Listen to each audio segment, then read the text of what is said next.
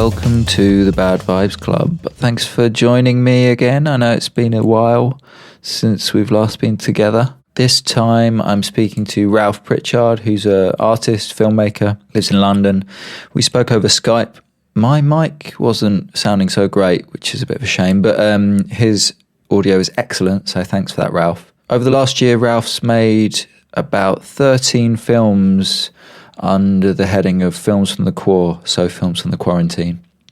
And they're all kind of short form films in this vertical format that he posted to Instagram and around the web. And we spoke about the most recent of these films, so 3 films called Approval, Flinching and Crushing. As well as that, we spoke about his time with Novara Media, who are an independent left-wing media organisation. We spoke a lot about uncertainty and the themes of the films, one of which is about exposure therapy for OCD, which Ralph suffers from and has experience with. So we spoke about that. We also spoke about crits, art crits, and about shame. And then we had an interesting discussion where we kind of disagreed about aesthetics and how conceptual ideas are represented in artistic material. I thought that was super interesting to hear Ralph's perspective on that. And yeah, we talk about cringe and why first impressions shouldn't count. And it's a great conversation. I really enjoyed it. Thanks to Ralph for speaking to me. I'll include links in the description to the films, which are also on his website, so you can click around and have a look at what else he does. But the way we start this conversation is me telling Ralph about a dream I had that involved him. So I'll leave you with that. I hope you enjoy the conversation. I'll see you at the end.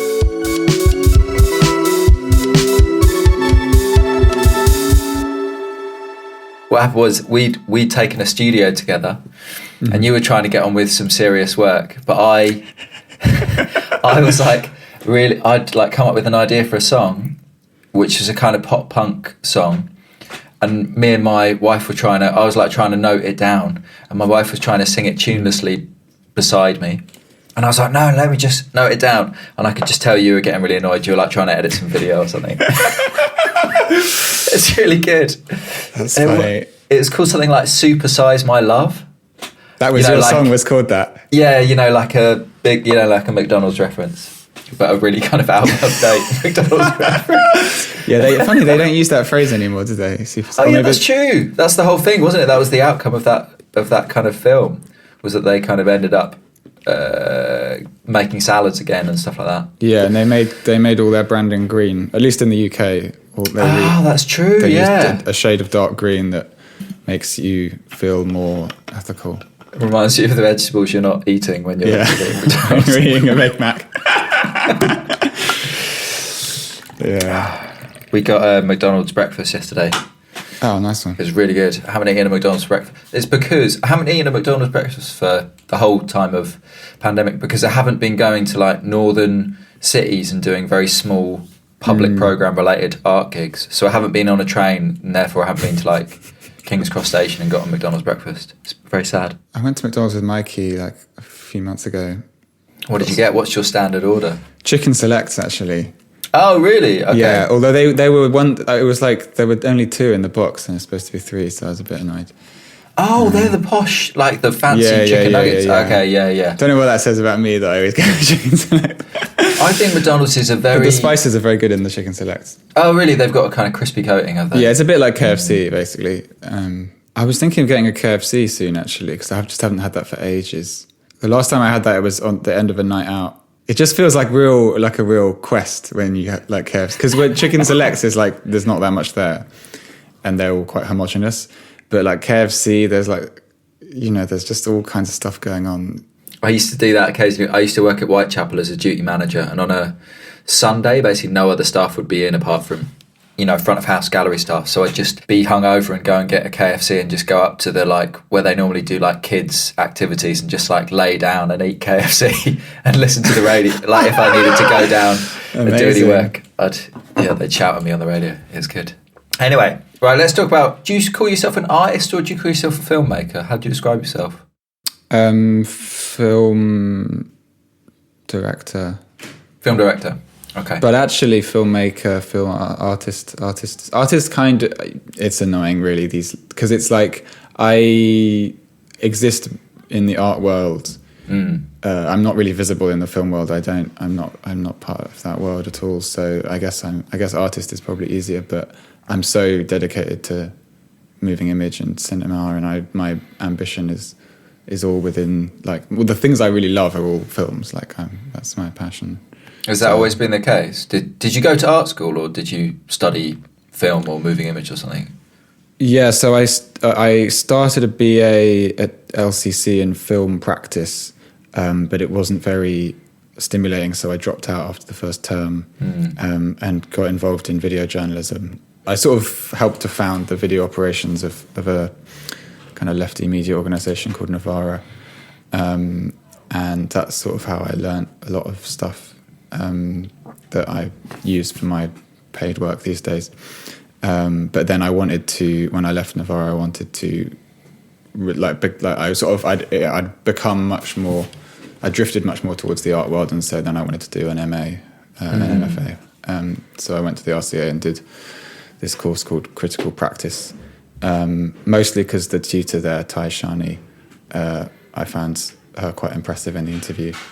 Oh, really? The kind of questions she was asking, yeah. And did she end up being one of your tutors at the MA as well? Yeah, so she was my tutor when I joined. But again, I don't really fit very well into institutions, and the RCA was quite frustrating and annoying a lot of the time. But I was, at the same time, just before and then overlapping, I was part of this thing called School of the Damned, which is like an alternative art school, which is just basically 20 people are kind of selected by the previous 20 people to self-organise and put on a show. And because the School of the Damned has a brand recognition, they often get offered spaces and opportunities and residencies and things. It's still going, I believe. But yeah, that was really fun. Made loads of friends and stuff. I always think like the kind of relationships you make are informed by the way that you get to know those people. So like I'm really good friends with loads of those people at the School of the Damned. I think partly because we had to rely on each other and we had to make it from the ground up, and there were no bosses that we could get angry at. Whereas I think a lot of the people at the RCA I've sort of lost touch with, because I think the bonds that were formed in that environment were much more like getting pissed off with the higher ups and kind of, yeah. It was that I mean, now with COVID, I think doing an art degree is even worse. But I think like when I did it was at that tail end of like neoliberalism, where the stress is on studio space and the degree show was just sort of, so no one really got a fair hearing in the degree show, I don't think. There just wasn't enough space, wasn't enough time, and then there was a lot of sort of policing within the course, I think, around like it felt like not a very creatively open environment, because people were constantly like applying all these political critiques. Are you in a position to talk about this topic? Should you make that? Should you which I think that just shuts down a lot of people's imagination, because they're constantly feeling self-conscious. Yeah, it sort of had the opposite effect of me. Like I did a rap album, all about being like a straight white man. Yeah. But like for a lot of people, I think that environment sort of closed them off a bit creatively.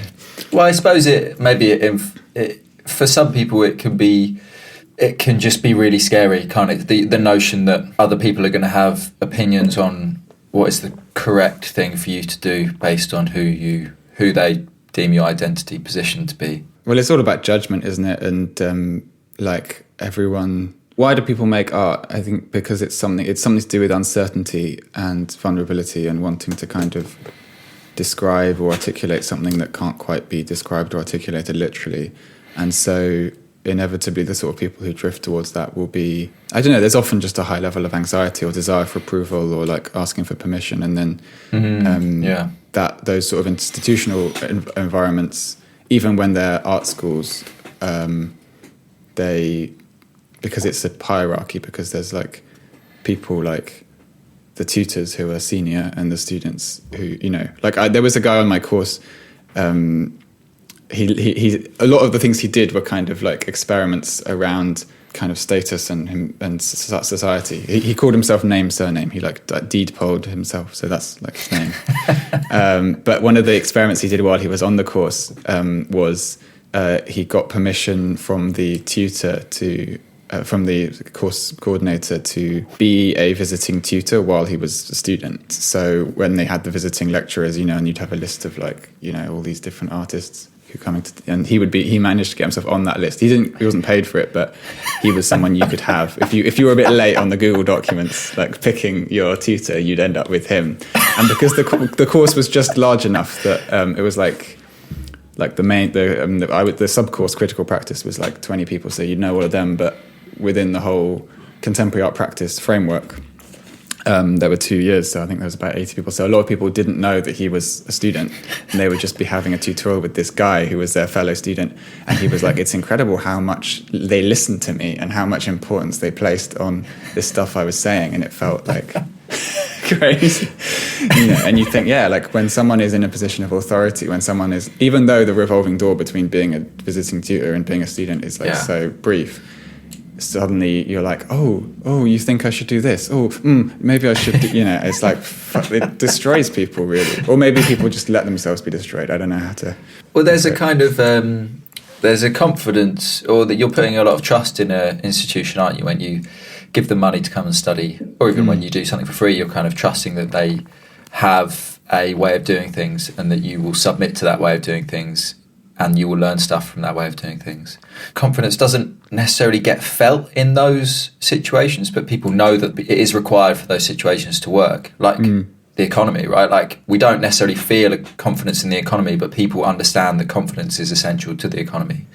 So what people don't people like pull is, their money out when they lose confidence. Exactly, yeah. So people respond to a lack of it, or the feeling of being tricked into believing other people had confidence in something, but not a lot of people actually feel any positive in the sense of a real describable feeling of confidence. And I suppose what neoliberalism did was consistently and openly give people the feeling of a lack of confidence, possibly as like an ideological like power move, like just to make people, the students I speak to when I go and do BA stuff over the last few years, now it'd be all about pandemic, but the last few years it's just quite a lot of people like moaning about practical stuff, like how much studio space they got, how much time they get from their tutors, all of this kind of stuff.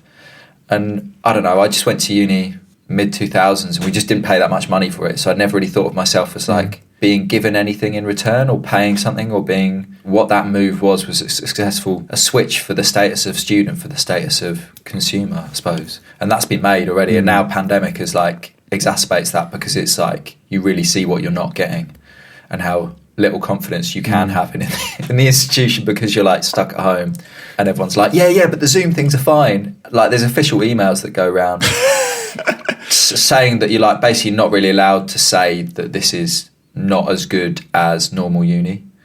Right, that's an edict. Yeah, exactly, because you could stress that it's harder or something, but you can't stress that it's just not as good. It's just a shitter experience. Anyway, so that's how you ended up, because I knew you worked with Navarro, but I didn't know that it was so kind of early on in your... Yeah, I was like 18. No way, that's amazing, man. So what was that experience like then? Well, we sort of built it up from it was a radio show on Resonance before, and then I was just, as a sixth former, I just listened to that radio show quite a lot, and I emailed Aaron Bastani, who sort of founded the organisation, and I got in touch. And yeah, it just was like, this would be great as a video series, like, and I have cameras and I want to do that. And yeah, so that, and then it grew, and then it sort of coincided with Corbyn becoming leader of the Labour Party, and then Brexit, and those were the two main things that my tenure covered.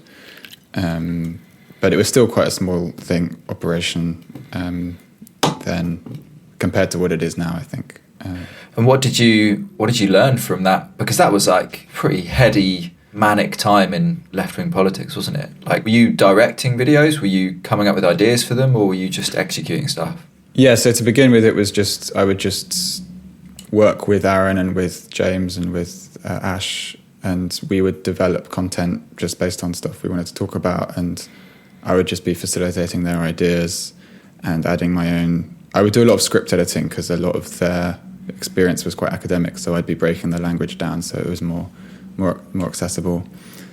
I learned a lot about social media and about what stuff gets hits and how, and that was at a time when things were evolving a lot in that ecosystem. ecosystem echo chamber. Yeah, exactly. I basically just, I mean, there's lots of reasons why I left, but like, I think looking back, it's, I can't stand dogmatism and like that sense of certainty and creating a system where you're trying to give people an opinion. At first I was like really practically like, this is great, we're giving people new arguments they can share and everyone will become left wing and it will be really great. And then now I just think I'm quite jaded about like left media. I think it always, if you're in social media, I think you're just playing on people's anxieties, and if you're playing on people's anxieties, you're disempowering them. That's sort of how I feel about it at the moment, but I might change my mind. It must be informed by just, it's probably very tiring, like an exciting but probably quite tiring and depressing time to be deeply involved in politics, left-wing politics. Over that period, it was depressing. Yeah. From the outside, as just someone who like votes and probably doesn't really do much kind of activist work, it was really exciting and then really, really depressing. So I can't imagine what it was like on the inside. I remember being in the Momentum offices when Corbyn, there was like people don't remember it now, but Corbyn was challenged for the leadership just after Brexit, and but there was this moment, moment where the NEC it was a very fine balance in the National Executive Committee of the Labour Party, and they were deciding whether or not he could go back on the ballot. As he automatically go back on the ballot, because of course he only ever made it onto the first ballot because everyone was like, oh, he'll never win. So now that he was leader and he was being challenged, they had to find out whether he would automatically be back on the ballot or whether they'd, because he wouldn't make it on the ballot if he had to get votes from MPs again.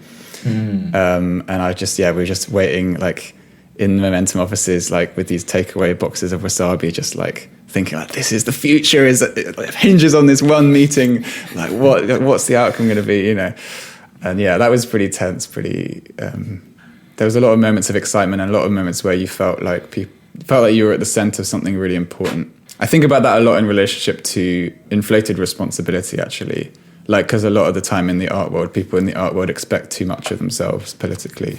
Like that they personally are going to have some kind of effect. That there'll be some direct moral outcome, or that they will be able to demonstrate some example through their practice. I don't know. I just think people were too hard on themselves, and it's art, and you should just be more intuitive. But in journalism, or in activist journalism, it literally is inflated responsibility. You literally want to change the world.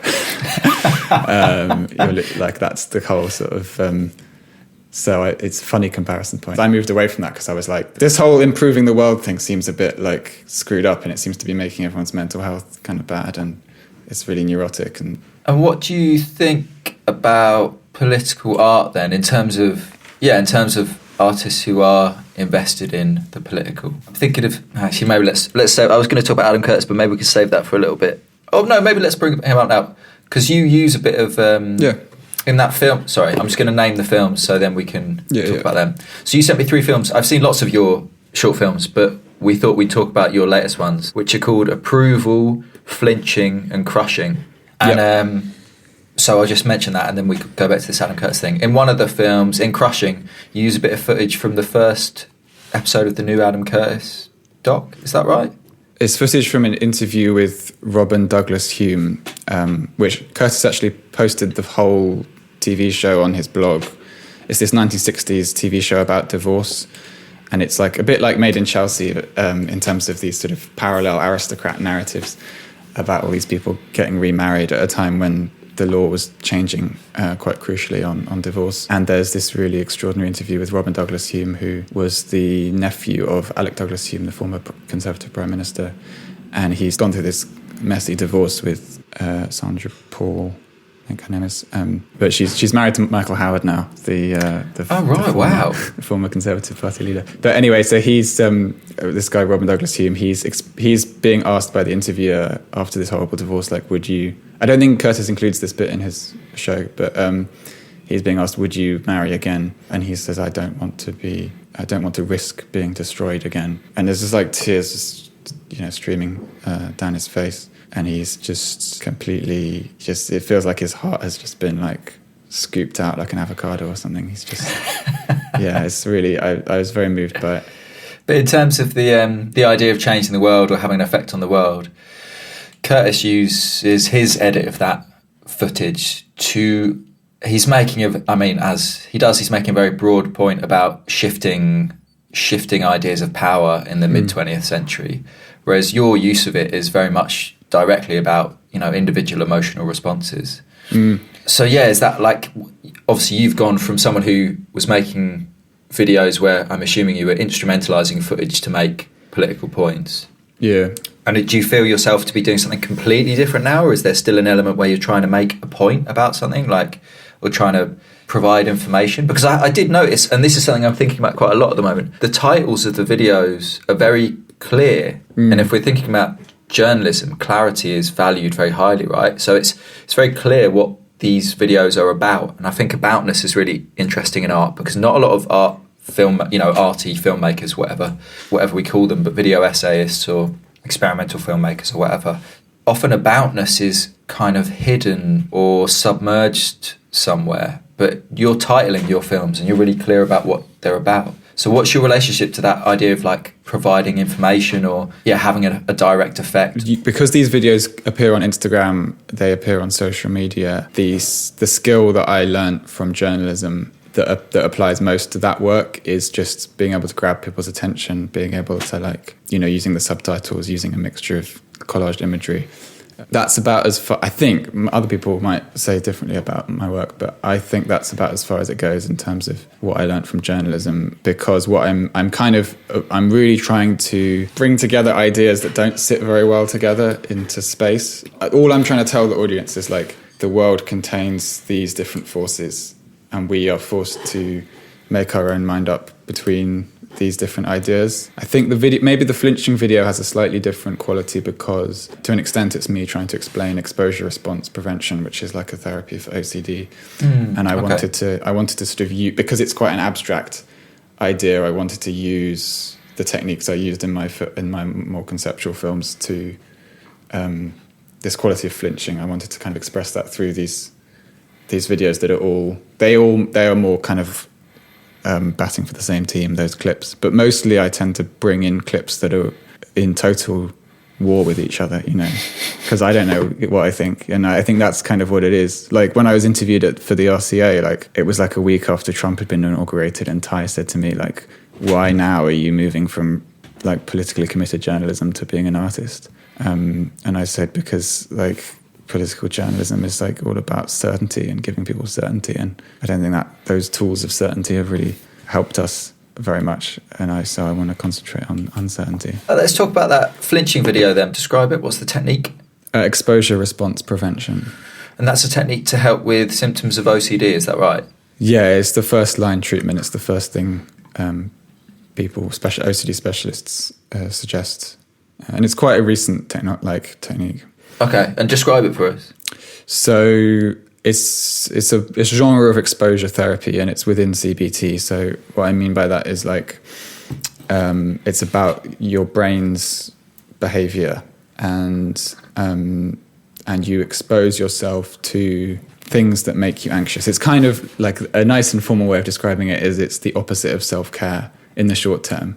Like you do something which you predict will make you anxious, but you kind of take a slight sort of sarcastic distance to the stimuli. You just and you make sure not to engage in any avoiding behavior. So that's why the film's called Flinching. When you have like anxiety of any kind, really, your brain is basically doing what it would do if a lion jumped out at you in the desert, right? That's the whole evolutionary thing. So, and we get intrusive thoughts all the time. Like most people think things that don't really align with their values and are a bit disgusting quite often. But most people don't engage with those thoughts because they're not relevant.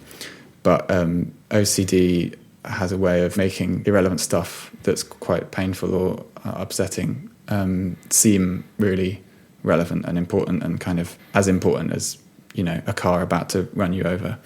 And so the technique of ERP is about teaching your brain not to respond to that anxiety, not to flinch, not to try and protect yourself. And in doing so, you then become desensitized to that thing. In the short term, I think, at least from my experience, the kind of anxiety shifts to another topic. And so there's a little bit of whack-a-mole, but as the anxiety shifts between topics really quickly, I'll give some examples of topics like common OCDs are like cleanness. The famous one is like, I've left the gas on, or like this door handle is unclean. But there's also loads of more kind of internal ones, like thinking that you're a paedophile, thinking that you're a certain gender identity or sexuality that you're not, and these thoughts, or self-harm stuff, or doubting a relationship that where there isn't much reason to doubt it, or slightly paranoid stuff. It kind of just it adapts to whatever thing might be sensitive for you. As the anxiety sort of shifts around, you're basically trying to avoid feelings. For what most of us, when difficult feelings come up, we sort of have to find some way of like handling them, and OCD sort of manifests those feelings in things that they aren't. So the process of ERP is about being, oh, okay, that's just a thought. I don't have to like panic. And the more you notice the subject matter changing, the more you realise they're all post-it notes with the same colour. They all function in the same way. These thoughts, they're just being applied to different things. Today I think that I have cancer. Tomorrow I think that my friend hates me. Whatever. Like the next day I might think I'm a paedophile. Like it just. But they all sort of sound the same. I was reading some stuff recently. Andrea Butner, the artist, actually, she's just published her PhD that she did at the RCA back 10 years ago or something. It's called Shame. It's all about shame and visual art and how they might kind of share a structure. But she quotes Eve Sedgwick on shame, who calls it a kind of free-floating, or she calls it a free radical, this idea that it has no particular object, even though we try and fix it to things like sexuality in the body. In fact, it can attach itself to anything at any time. And the idea that shame is a particular quality of a particular kind of body or something is like a fantasy of the shameful, oh, I shouldn't be ashamed because actually these people should. It's like a way of kind of shifting responsibility for shame, when in fact, a bit like what I guess you're talking about, anxiety in the Heideggerian sense, right? Of you're anxious about being, you're anxious about existing, and then your mind wants to be like, no, it's not that. It's not. Anxiety isn't like the world. It's just about this one particular thing that's really awful. And if I just fix this one thing, then it will be fine. A really common thing when you have like an OCD attack or just anxiety generally is like, oh man, like things are okay except this one thing, and if I could just fix this one thing, but then you'll just know it's something else if it's bubbling under. It strikes me, and this is like, I'm just being really flippant here, but like, is it? Do you have OCD? Do you suffer from OCD? Yeah. Like this is like a really flippant take.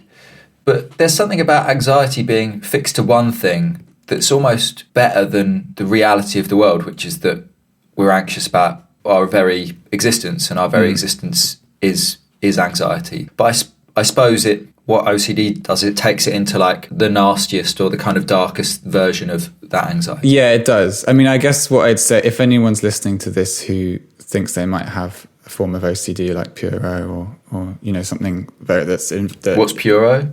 Puro is when it's not to do with it's a contentious term, but basically Puro is when it's something in your head. It's something you believe about yourself rather than something to do with leaving the gas on or so it's obsession without the compulsion. Yeah. But then the compulsion often manifests in physical ways, so that's why it's a bit of a contentious term in OCD diagnosis. But I guess what I'd say to anyone listening who thinks they might have this, that they might recognise some of these patterns, is like, you're a very imaginative person, probably. You're like probably a perfectionist, and you're probably really like creative, and like when you're working on an artistic project, you probably know exactly what the thing's going to look like instantly, and you're probably like full of ideas all the time. I mean, that's how I am. Like that's. So if I apply those thought processes to, or like it's same with, actually that's why it's interesting that the third film is about crushes, because I think crushes are kind of very similar to anxiety. I one of the most soothing things, I had a crush on someone like a while ago, and I was like, I was imagining something really horrible happening in a sort of OCD way, and then I was like, oh wow, it's actually just as likely that you'll get with this person as it is that this intensely horrible thing, because they both are fantasies. They both exist in this like really they're not really relevant. They're just sort of fear and desire kind of finding a sort of language to speak temporarily before it moves on to something else. I think there's something there about attention as well. I mean, crushing's interesting because also, of course, that's to do with shame, or the possibility of shame or something, or the possibility of humiliation, I guess. And in terms of shame and this Andrea Butner book, her vibe is that shame is about being ashamed of something in front of other people. And again, that's the same as art, right? Like we make something and then we show it to other people, and that's the thing that we respond to. So we all pretend that the shame is about the object rather than about this interpersonal relationship. Yeah, like the idea that I won't be approved of. Like the idea that so the first film is about approval. I'm just discovering new links between the films that I hadn't appreciated before. But yeah, like I think a lot of, if you read, there's a Mark Freeman who's one of the kind of a YouTuber on OCD. He talks about the 5 whys, which is basically if you're worrying about a particular, very specific thing, just ask why is that a problem if that happened? Why is that a problem if that happened? Why is that? And you go back within 5 whys, you will get to like, I will be abandoned, like I am not good enough, or like I am like going to die or suffer. Like it's really basic stuff, but it's just because we're imaginative and creative and articulate and we're rational. We're always trying to rationalize everything. Anxiety turns those core fears that are perfectly natural and normal, and so many people have them, into like really specific things that we then kind of pour over if we're not careful. But you work a lot with shame, right? And that's something that I think we've connected over in the past as artists and people. Yeah, I mean, the way I describe it now is that I used to just say I was interested in negativity or negative emotions, which is still partly true. But after reading this book, I think partly what I'm interested in is how certain emotions, and the ones I tend to be interested in are negative, have a kind of heuristic or epistemic element, in the sense that feeling those things provides you knowledge about a situation. So Butner's example is that shame makes you aware of norms or conventions that have been broken. And you don't even necessarily have to totally subscribe to the norms or conventions to feel shame about having broken them. So it's quite a particular kind of critical stance or self-critical stance that's happening when we feel shame. And that's really interesting because, of course, when we think about emotions, we think about internal psychology or like feelings that are like unconnected to the world. But I suppose what I'm interested in is when actually they directly connect to the world, and not only to the world, but to quite abstract things like culture or ideology or theory, you know? Like that's what I was going to ask. I think it's so interesting because you're the second film, Flinching, you'll talk about OCD and exposure techniques to thought, to intrusive thoughts. But of course, you have to visualize those things in moving image. You have to pick footage of people being exposed to kind of physical stimulus, right? So you've got Frank Skinner trying to dip his head underwater, and you've got a guy trying to touch some dirt, essentially, who's obviously afraid of dirt. A lot of the stuff I'm thinking about at the moment is this idea of subject matter and what happens when your subject matter is, I mean, in these terms, we could just think about it as not visible, as like invisible, abstract stuff. I think about it in terms of theory, but yeah, like a lot of OCD is not visible, isn't it? But you're making a film which is a kind of visual thing about it. So how do you get to this point of thinking, oh, I'll show this other stuff, or is this stuff you're watching anyway and then you're suddenly kind of clicking that it connects with what you're thinking about? Yeah, it's a mixture of things that I was already aware of that kind of come back into my head. Like Frank Skinner is a comedian who, for some reason, I've always really had a fondness for. And so I was aware that for sport relief, he didn't know how to swim. That was just a thing for him. He couldn't swim. And so the idea of swimming a lap just seemed completely impossible to him. And so for sport relief, they did this televised thing where he learnt to put his head underwater, to do the breathing, to swim one lap, which for most people is like really basic. And that's what I wanted to show, was like showing someone being worried about something that most people wouldn't be worried about, then shows you how those processes work. So he talks about how, it made him anxious, but it didn't make him hyperventilate. And he sort of notices that, like, I put that clip in halfway through where he's like, I didn't. That's a bit like how ERP is. You will watch like a YouTube clip about something you're really anxious about, or you're, I had real food safety anxiety, so I had to. My shrink asked me to like reheat some chicken from the previous day in the microwave, without asking anyone how long I should put it in for, without Googling it. Just do it, get on with it, let the anxiety happen, but focus on doing things you want to do, and that neutralizes the anxiety after a while.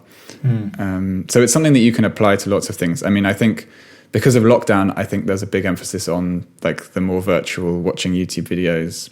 I started to take it on as more of a practice generally. Like I started watching just lots of cringe YouTube videos, watching like videos of people doing stand-up comedy and failing. Like there are a few compilations. There aren't that many good ones, but like, yeah, compilations of people having a really bad stand-up gig. Are you doing exposure therapy to yourself when you're watching these things?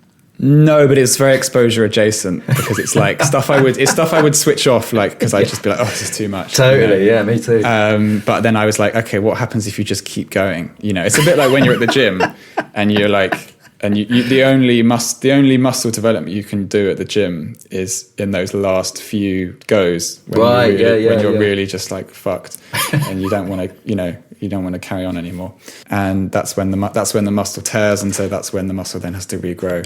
So that's quite a useful metaphor for like, yeah, if there's something you're watching and you turn the sound down, or you like minimize the screen, or you like, you know, don't do any of those things. Just watch it and just let it happen. It's not a threat to you.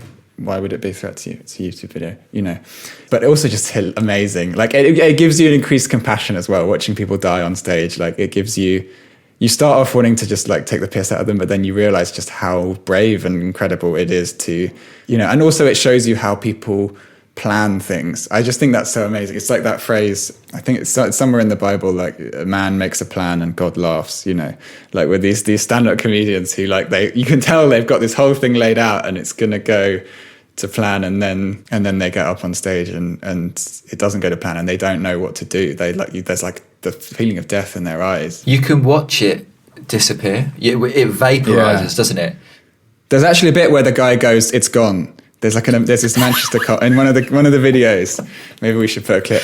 There's one of the videos. This Manchester comedian, he's doing this whole routine about like Elvis or something. Anyway, there's like smatterings of like kind laughter, like sort of like, you know, goodwill laughter, pity laughter, but like no one's really laughing. He's bombing, and then he just like goes, "It's gone."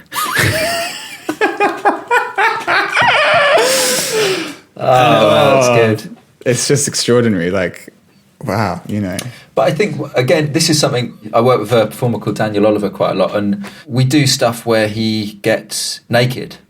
And getting naked is both still very taboo and also one almost like a cliche. Well, it is a cliche of performance art. And we were talking about it, and because in a weird way, it's like the most obvious thing you can do in a performance, but in another way, it's still fraught with possibilities of embarrassment and humiliation and worry on the part of other people.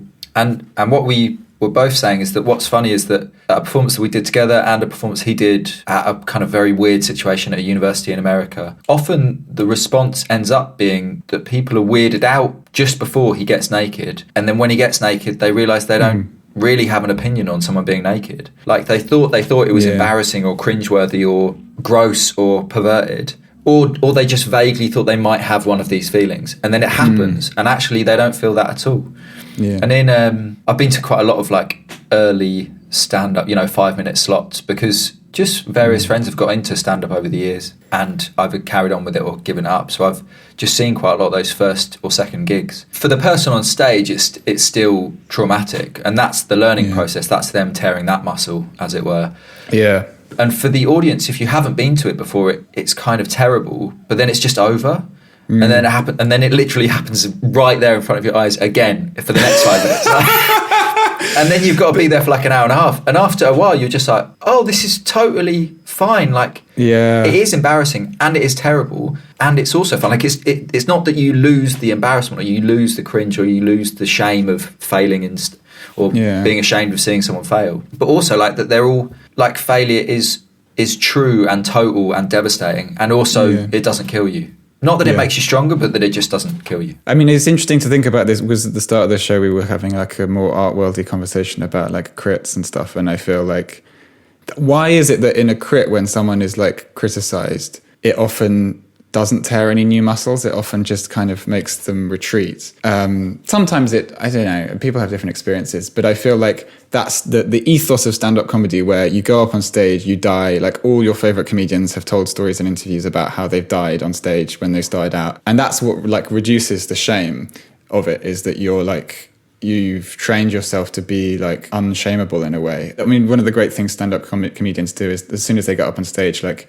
if they're bald or if they've got tooth missing or if they're fat, you know, you just say that, and that will be your first joke will be about that thing that everyone's sort of secretly noticing. I feel like artists don't have a space in which to die like that, die and become reborn in the way that stand-up comedians do, because everyone's quite kind and everyone's sort of trying to avoid anxiety all the time. I think my advice recently in crits, it really annoys me when people don't listen and they want to explain themselves. And I just want, and again, this is something I learned from being humiliated and being ashamed, acting badly within a crit, is that I just tell everyone, like, just make notes, like just as someone's talking. And then it means that if you feel really stupid or someone said something that's really touched a nerve, you can literally pretend that it hasn't and just take a note and like nod. because of the difference between stand-up and art is that we have a longer term aesthetic relationship with art. Like, and I think that's why I like art, and I really love stand-up, but it's completely different. Even performance art is totally different to stand-up, because laughter in performance art, you've got to be careful not to be too funny, because then people start judging it as if it were stand-up, i.e., oh, I laughed loads, therefore it was good, or I didn't laugh that much, so it wasn't good. Whereas obviously performance art, you might be asking people to experience the embarrassment of a failing joke, or experience the feeling of not laughing, or trying to play with the gap between, you know, if you're interested in comedy, like there's a different kind of relationship to comedy. But with crits, I just think, like, firstly, it depends. I've never been in a culture where, you know, people always talked about Goldsmith's crits being really harsh. And I just think that's like, there's no real informational difference apart from being able to perform not being ashamed or something. Like, but in terms of the actual information you're passing over, politeness doesn't actually cover anything up. Like, it's still completely humiliating if someone points out that you, I don't know, made something that looked like someone else's work or something. If they do that in a nice or a nasty way, I don't think it really makes any difference. But also, art is also about appearances. So appearing to not mind people telling you your work is shit is probably quite an important part of being an artist. And like, that doesn't speak very well of art, though. To say it's about appearances is kind of like...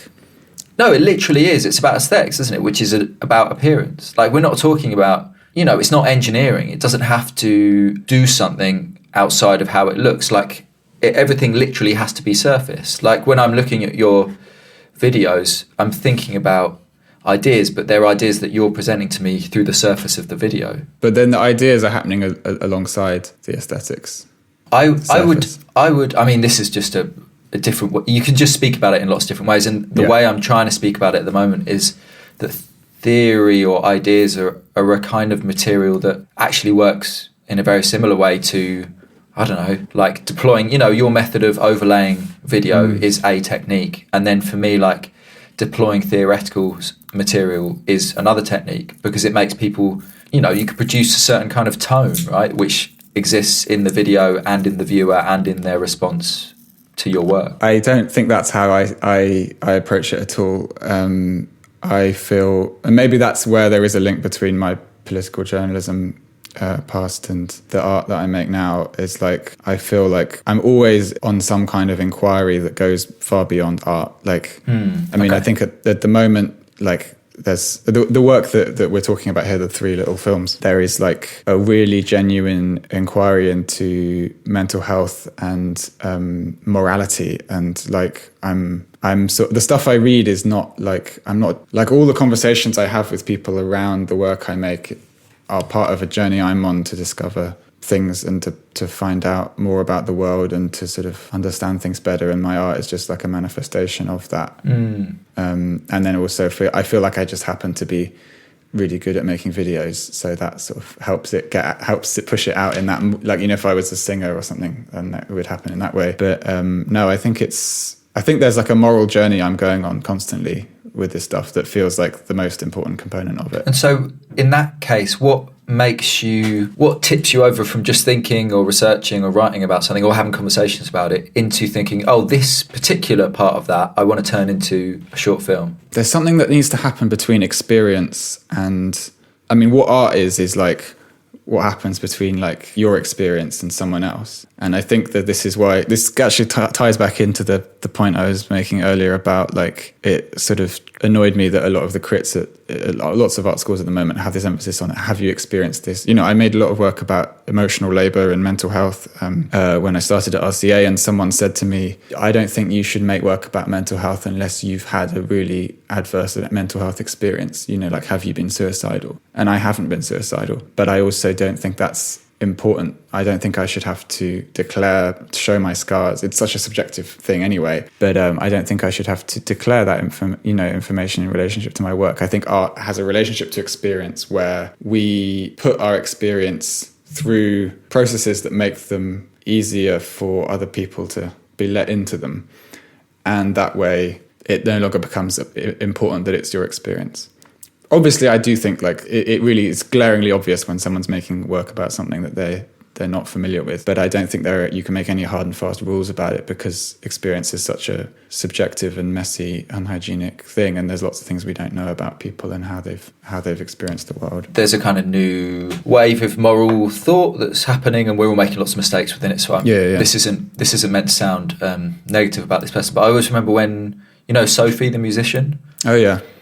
When her first stuff came out, there was some kind of music criticism that was about their kind of, I can't remember if Sophie had come out as a trans woman at that point.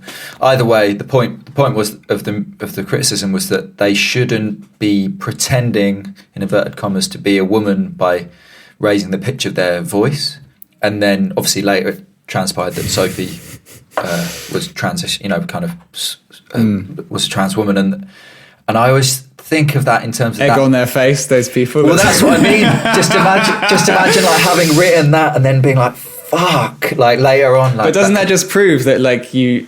I mean, yeah, it's just I suppose the nature of the trans thing is particularly because it's something that doesn't become that is it there's takes a reveal, time, doesn't it? Yeah, there's a moment of reveal for someone, so that kind of catches out that whole question of whether or not you can. Yeah, it's a very particular story because, of course, it has such talking about clarity and knowledge or something. There's such a clear reveal where the person who thought they were being politically correct, as in like was making the kind of political judgment, turns out to be exactly and perfectly wrong.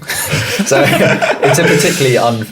But then because it should never live and die by that sword. Like it should never be that. Like it's so binary and categorical and sort of you're just sort of like trying to deny someone expression essentially, even if that person never transitioned and was actually just like a bloke. You know, why would you say that? Like.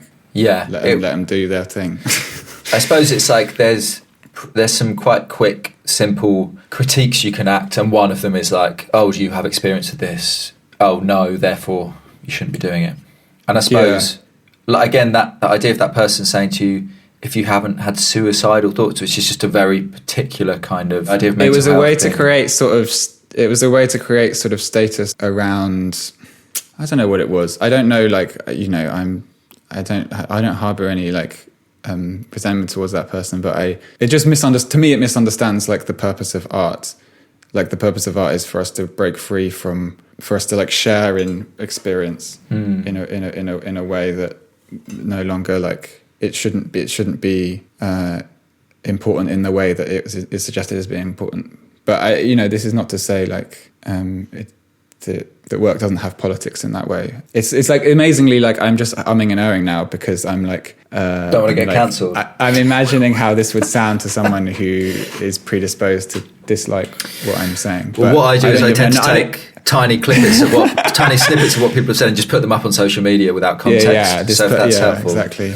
Yeah, I'm a Nazi. There, go for that. Like, I mean, that's the thing, right? It's like it's the reason that it's the whole point of fucking art is that this stuff is really hard to articulate and messy and unhygienic, and that's why I make videos that have like a really unclear message to them, because I don't think you can tell people what to think. I think it's actually like wrong to do that. That's the only moral point I'll make is that people shouldn't moralize.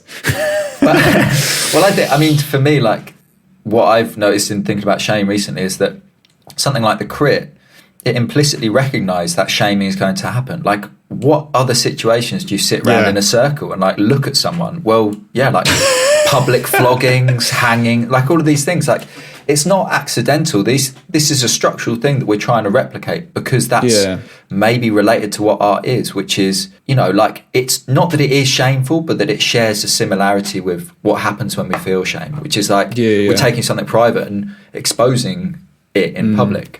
But I think that my beef with crits is that it's not acknowledged as an exposure. It's acknowledged as like a professional process. And then people come away being like, oh, I was bruised, but, you know, it's all part of, you know, and it's like, but actually the most important thing here is that you come out with like an increased confidence in your voice. And that might, you know, that doesn't mean that everything your voice does is good. That just means that you have like, you feel you have an ability to speak in some form, and there might be new ways of exploring that, you know, and adapting. But I think, to compare a crit to an exposure, I would say, like, you know, if you flinch from the crit, if you show a bit of yourself to someone, it's very like much like love, you know, and rejection and stuff. Like if you show a bit of something of yourself to someone and they say, no, that's awful, that's terrible, like, why did you do that? And you respond to that by stopping making work or like making very tame, unoriginal work, then that's like a flinch, you know, that's like you've let the anxiety decide the rules of that scenario. Whereas if you go into a crit and you sort of mindfully notice everyone cancelling you, and then you kind of like return back to your values and like and you sort of put it all into perspective, then that can be great. But I think that's quite hard to do, and I don't think those structures really like encourage that, because they are based on power. They are based on this person has had a show in a gallery, and so therefore they know more than you do about making. I think it's hard to. I think a lot of people don't recognise what people are learning in a crit. I think a lot of tutors don't recognise it, and a lot of students don't recognise it. Like, I've been talking with a friend about teaching some people how to be quiet, like teaching some people, because again, it's this positivist, I'm probably misusing that word, but version of teaching where like, oh yeah, make sure everyone gets involved and whatever. But obviously what happens then is that certain students get really involved, and actually what you really want to do is just get them to shut up for like 10 minutes while other students have a chance to like process something. They're not even need to speak. Or I'm usually the one that needs to shut up. Yeah, me too, man. Me too. You know? Yeah. A lot of me teaching has been reflecting on me being a student and being like, oh yeah, I was a dickhead. And that's fine. Like, I was a dickhead and there's nothing wrong with that. Like, you know, they're dickheads and they still get to be alive and make art and do all those kind of things. But part of it is teaching people how not to be a dickhead in a really specific situation. Or how to, like, how to sort of create an environment where, like, you know, because you don't want to sort of subdivide into like a positive thing that art school can be, and that it definitely was in School of the Damned, was like meeting new people who worked in very different ways from me and had a different demeanor to me. I always say like my first impressions are really terrible. Like, whenever people always like talk about first impressions in like, oh, first impressions count. But like I don't really now, because I've learned to notice it, that I tend to judge people quite harshly when I first meet them, and then often that person will be the person I end up being closest to, you know, a few months later, you know. So I'm very like aware that that those processes are just like, you need space and time and projects and like commitment in order to really get to know people, and so those environments are really important. That was a bit of a digression. No, to include that, but it makes me think of I don't really go to parties anymore, but whenever I used to go to parties, I'd always like have a chat with someone really early on who was like really enthusiastic and fun. I'd be like, oh, this person's great. And then as the party went on, you kind of realise that you were stuck with the person who everyone else had kind of turned away. I'm just like a sucker for someone like being pleasant, and then realising later that actually like their pleasantness is a kind of mania or something hideous that they have inside them. We've all got something hideous inside us. That's true. That's very true. Yeah. Oh, actually, no, there is something I wanted you to talk about. These films in this particular vertical format, I'll put the links in the kind of description and stuff, but 3 films that you sent me now, and then all the films that you put on Films from the Quar. Was that what the Films from was? the Quar, yeah. Short for quarantine. Yeah, sure. How many have you made? Like, how long has this project been happening, and how long do you think it will go on for? So I've made 13 in total. Unlucky. But I did. I was just going to be 10, but it turns out the pandemic continued. Oh, I see. So you really thought this is the end of this sequence. I just was basically, I guess this is like a wider discussion about like how people adapt to something quite life-changing, like being in a pandemic. And just before the pandemic hit, I was writing quite frantically a lot of scripts for actors, and writing things that I wanted to make quite quickly. And part of them, because I hadn't made a proper film with actors on my own for like a year, I was really keen to just get some actors together, just make some stuff, like not think about it too much, learn a lot from the experience, bust it out,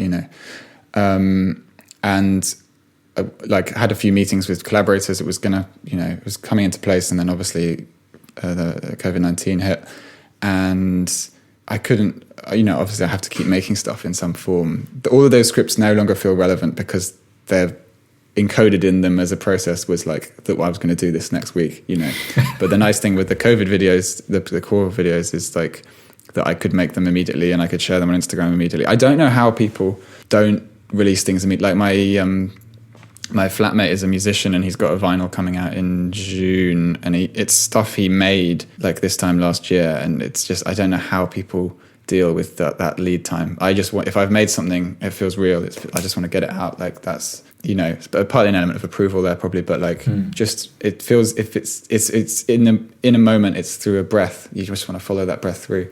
But yeah, basically I just wanted to find a way to reflect upon the experience of the pandemic without making it about the pandemic.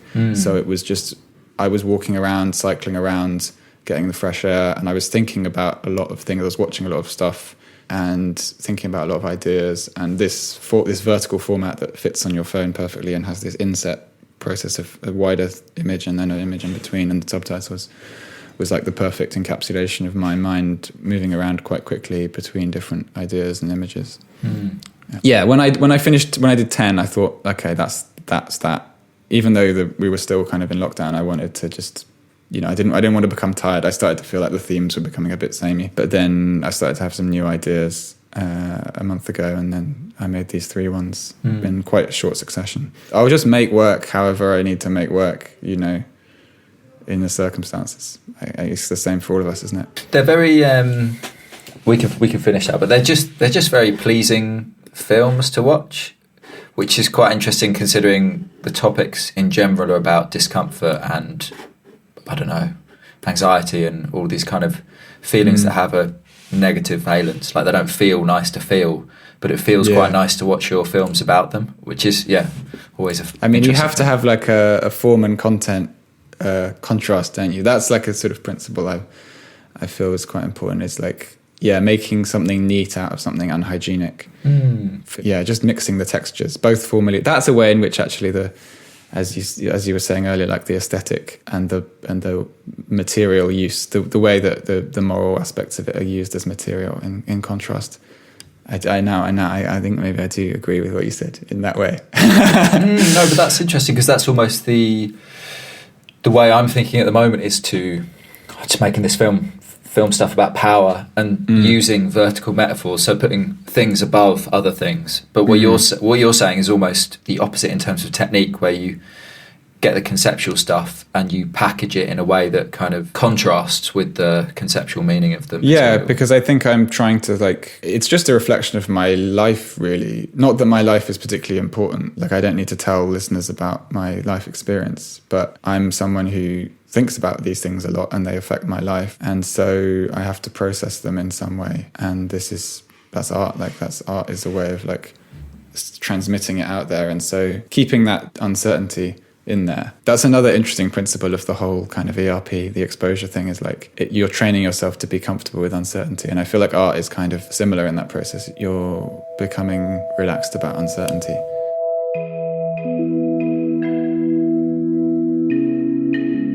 Beep babaloo bob, a woom bam boom.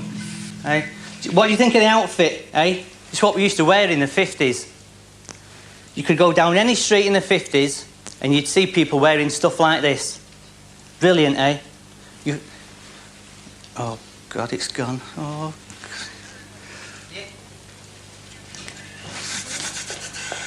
God. Are you all right?